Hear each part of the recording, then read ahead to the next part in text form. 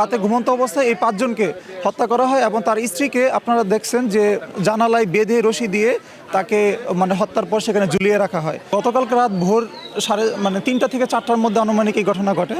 ঘটনার সূত্রপাত শুরু হয় হচ্ছে আপনার এই ওদের পারিবারিক কলহ। আমরা আপাতত যেটা বুঝতে পারতেছি পারিবারিক কলহ থেকে তারপরে তাদের মধ্যে ঝগড়া বিবাদ শুরু হয়। সম্ভবত ছেলেটা নেশাগ্রস্তও ছিল ওই অবস্থায় যখন এই ঘটনা ঘটে। তো তারপরে গতকালকে হচ্ছে তার শ্যালক সহ টোটাল 5 জনকে সে হত্যা করে। তার মধ্যে গতকাল সে তার শ্যালককে ফোন করে নিয়ে আসে যে তাদের গ্রামের বাড়ি হচ্ছে গোপালগঞ্জে। তো চাকরি দিবে এই মর্মে তাকে ফোন করে আসতে বলে। তো সে আস্তে আস্তে আনুমানিক সন্ধ্যার পরে আসে, সকালে আসার কথা ছিল। তো এখানে রাতে থাকে। রাতে ঘুমন্ত অবস্থায় এই 5 জনকে হত্যা করা হয় এবং তার স্ত্রীকে আপনারা দেখছেন যে জানালায় বেঁধে রশি দিয়ে তাকে হত্যার পর সেখানে ঝুলিয়ে রাখা হয় এবং সে ঝুলিয়ে রাখার পর সে নিজেই আবার এই খবরটা তাদের গ্রামের বাড়িতে পাঠায় যে আমরা সবগুলাকে শেষ করে ফেলছি। তখন তাদের গোপালগঞ্জ থেকে 6টার দিকে লোকজন রওনা দেয়, আত্মীয় স্বজন, এবং সে মারার পর তার নিজের গাড়ি দিয়ে সে পালিয়ে যায়। ঈদ আসবে, সাথে ক্যাশব্যাকও আসবে। নিজের বা প্রিয়জনের জন্য কেনাকাটায় এবারও নগদ পেমেন্টে পাচ্ছেন দারুণ ক্যাশব্যাক। তাই যাই কিনুন, পেমেন্ট করুন নগদে। পুরো বাথরুম খুঁজছে পায়নি, তারা হলো পদ্মাতে ঢাকা ছিল, সে মায়েরা পদ্মাতে ঢাকি থয়ে গেছে, গ্রিলের যে পদ্মা টানাই থয়ে গেছে। শালা ভাই যেরকম কথা ছিল মনে করেন তাদের ভিতরে কোনো সমস্যাই ছিল না।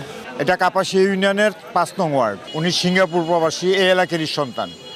এইখানে বাড়িটা পুরো ভাড়া দেওয়া ছিল, গোপালগঞ্জের সহপরিবারে থাকতো। এই ভাড়া থাকার মধ্যে আমরা যতটুকু শুনতে পেরেছি যে স্বামী, তার স্ত্রী এবং তার সন্তান তার শ্যালকদেরকে হত্যা করেছে। সে নিজেই নাকি স্বীকৃতি দিয়েছে, কিন্তু আমার ধারণা এরকম একটা হত্যাকাণ্ড কারো একার পক্ষে সম্ভব না। যারা প্রকৃত দোষী তাদের সর্বোচ্চ শাস্তি, মৃত্যুদণ্ড আমরা আশা করছি। খুব সকালে আমরা 8টার দিকে আসি তখন মানুষ এরকম ছিল না, অল্প ছিল। তো আমরা আসার পরে আমাদের আত্মীয় স্বজন তারা আগে খবর পাইছে, তারা গোপালগঞ্জ যারা ঢাকাতে ছিল তারাও চলে আসছে। তো আমরা আসার পরে শুনলাম যে ওই ফুরকান যে ব্যক্তি হত্যা করছে আর কি, এই বাড়ির ভাড়াটিয়া, তো সে তার স্ত্রী এবং তার 3টা বাচ্চা, ও একটা মেয়ে 14 বছরের, একটা 10 বছর, একটা 2 বছরের বাচ্চা, 3টা বাচ্চা, এবং তার শালকরে সে চাকরির কথা বলে ওই গাজীপুর থেকে নিয়ে আসছে আইসা। তারপরে সে রাত্রে ওই তাদেরকে এরকম হত্যা করছে। আমাদের কাপাসিয়ার ভিতরে এরকম ঘটনা আমরা কখনো দেখি নাই, বা আমাদের রাউত কোনো এরকম ঘটনা কখনো হয় নাই। কি অপরাধ করছিল বাচ্চারা? অপরাধ করছে মায়, করছে বাপে, কিন্তু বাচ্চারা কি অপরাধ করলো? আমরা বিচার চাই।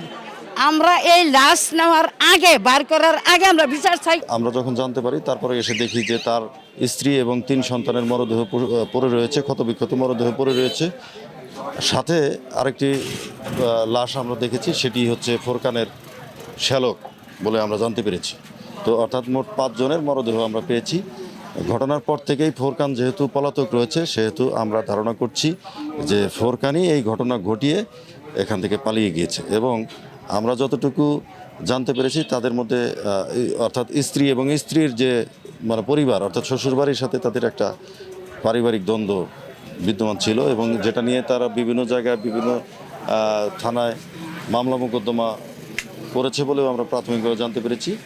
তো সেই সমস্ত পারিবারিক দ্বন্দ্বের কারণেই, কলহের কারণেই এই আজকের ঘটনাটি ঘটে থাকতে পারে বলে আমরা ধারণা করছি। আমরা সবাই কাজ করছি এবং চলমান রয়েছে তদন্ত।